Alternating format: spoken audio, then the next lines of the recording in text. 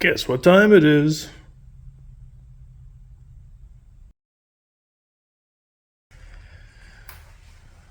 Imagine that. The Nighthawk needs work. Just another sign that every little bit of life that this bike had in it was used before it was put away. As soon as you fix one thing, something else comes up. Now, the next step in the process is going to be right in here, the clutch. High RPM, high gear, starting to slip. So, it's gotta go. Let's get at it. All right, we've got plates soaking. Now we're gonna take some stuff out of our way.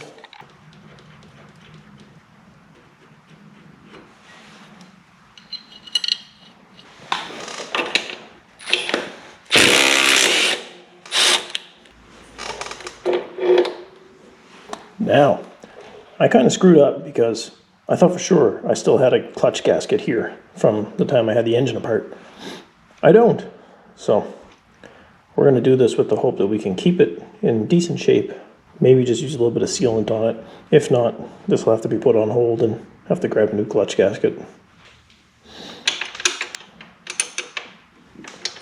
Got the bike sitting up on a couple of pieces of wood here and over on the side stand just to move all the oil over that way. Hopefully it's enough.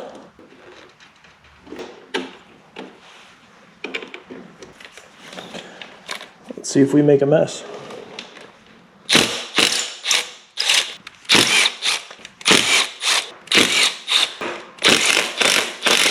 Of course, the crappy engine paint job I did is going to flake right off all these bolt heads.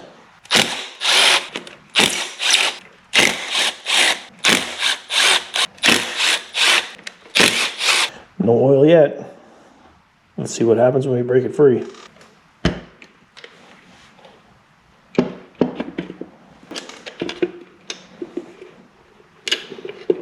Have we done it?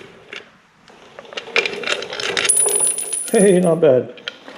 We just dropped every bolt, but that's not a problem. There are going to be bolts here that are different lengths, and they're going to need to go in certain places, but we can figure that out. I mean, it's nice to keep it in order right from the beginning, but we don't need to. We can look at the thickness of the case and the length of the bolt. We'll get it sorted out. You just got to make sure you don't put a bolt in that's way too long. Like, you know, I can see that this bolt is very long. If I were to put that in here and try to tighten it right down, you're going to do some damage. We're going to clean those bolts up, but another thing is I think we're going to get lucky here. This gasket looks great. I'm not going to have a problem reusing that, I don't think. Just like any other clutch job, you're going to want to take these off in a crisscross pattern. Don't back any one of them out at once. You want to do them evenly.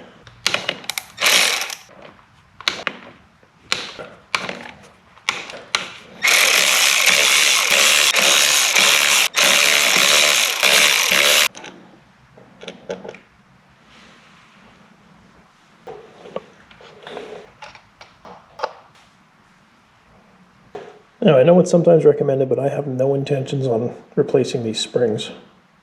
The feel from the lever seemed to be good. I think it's just worn out. Maybe I'll have a quick look at the stack height to make sure that, yes, it is worn out. I certainly don't feel the need to go in any stiffer springs. We'll try reusing these. If it causes a problem, we'll switch them out later. It obviously doesn't take long to get to this point anyway. Now here's the fun part for a lot of people. This nut that retains the clutch hub in. A lot of people are going to go full ape on it and just use a hammer and a punch or something just to try knock it, spin it around. But I mean, we've come a long way, folks. We're not total Neanderthals. It's like 15 bucks on Amazon for a proper socket. This is the socket. It actually does two different sizes. The bigger one is the one we're after. Now, you really shouldn't use sockets like this with impact tools, but if this doesn't work, hey, live dangerously, right? Let's give it a shot the right way first. It looks like it's going to try turn the rear wheel even in a higher gear. I think we were in 4th gear there, so let's try 5th with a little bit of rear brake.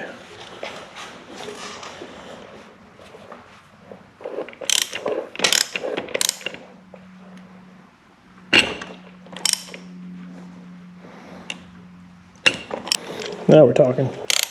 I also forgot to mention, I don't think it was on camera, but there are little plastic tangs on the washer behind there that lock this nut into place. You just got to flatten them out with a screwdriver before you get going. So there's the nut. Here's the locking washer. And then we have a regular washer behind it. Now the center clutch hub is ready to come out of there.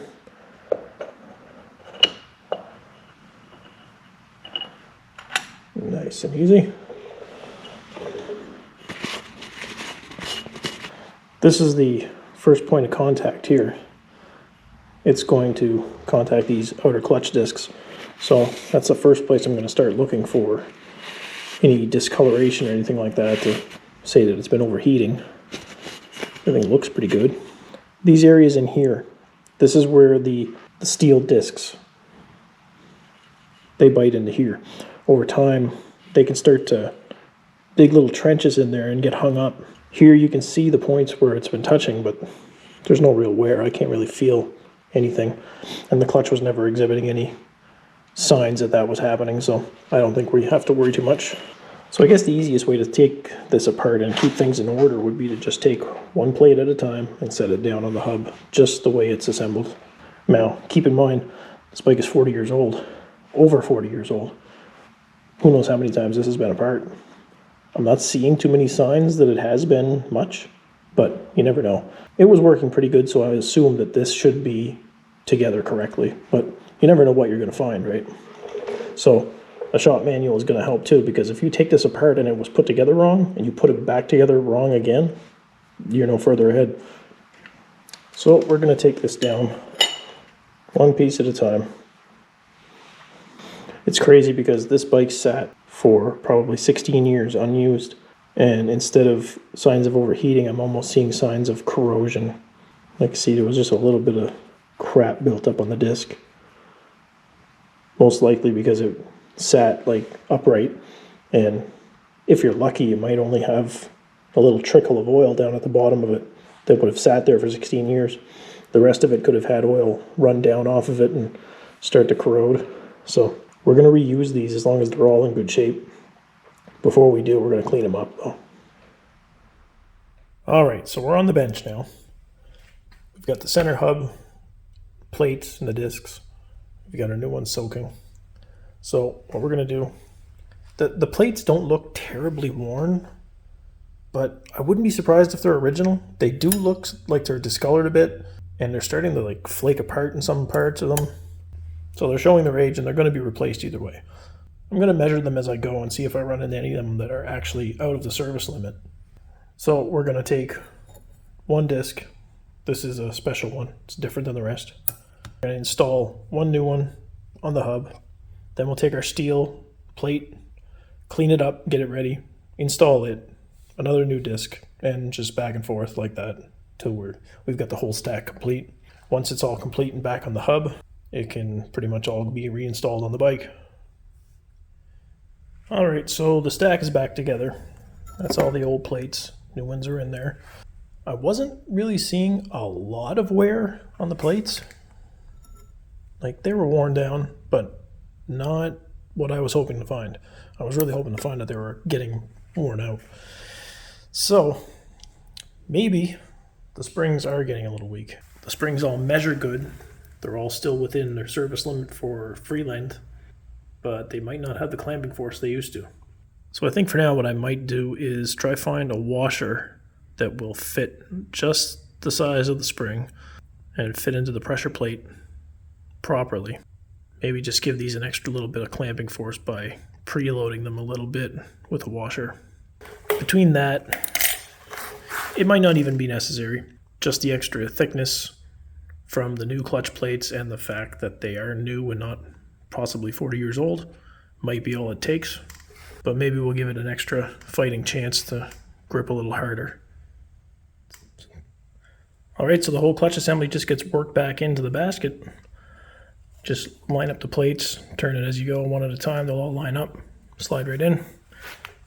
Now we're going to put the washer, lock washer, and lock nut back on, torque that up. Then we're going to install our springs and a washer on top of each spring, just to give it that extra little bit of thickness, a little bit extra preload on the spring. Hopefully between the extra thickness of the plates and the extra preload on the spring, we'll have a nice tight clutch again. So besides that, everything is just reverse order. Put everything back together. We're going to clean the surface up here, make sure the old gasket is cleaned up good. I think I'm going to be able to reuse that.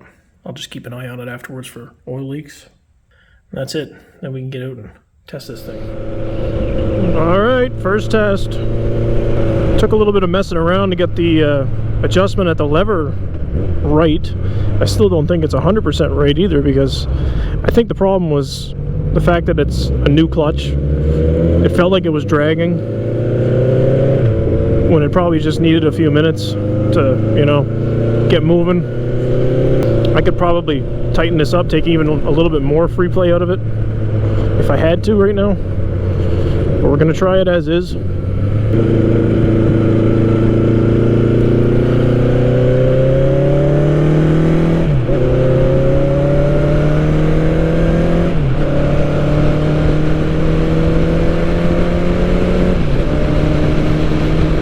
I'd say that's much better.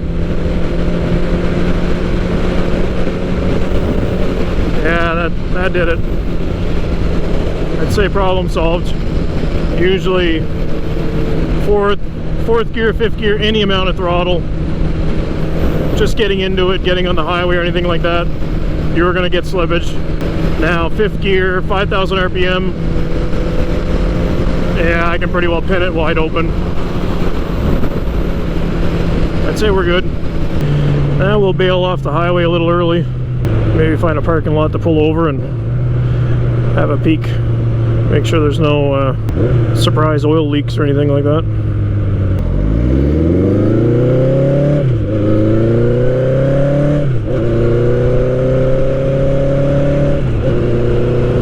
Feels like it's biting pretty good. Even just taking off from that stop back there.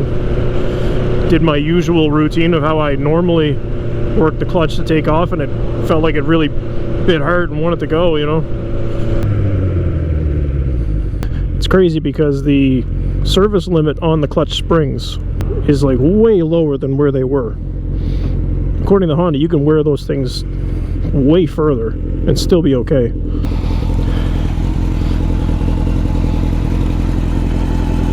So far so good.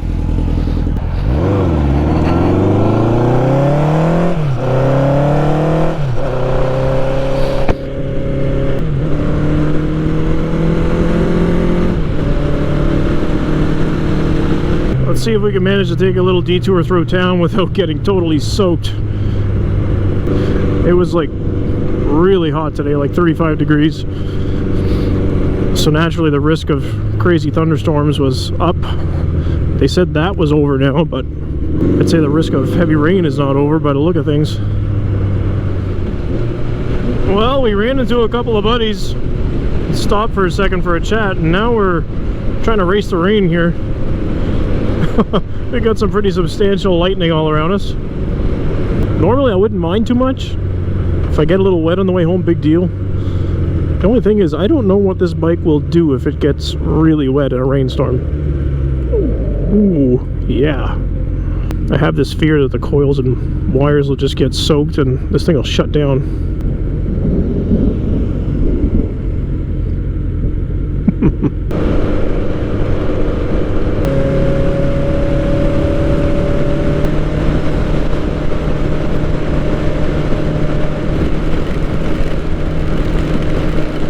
Oh man, we are not waterproof in this case. Better power down.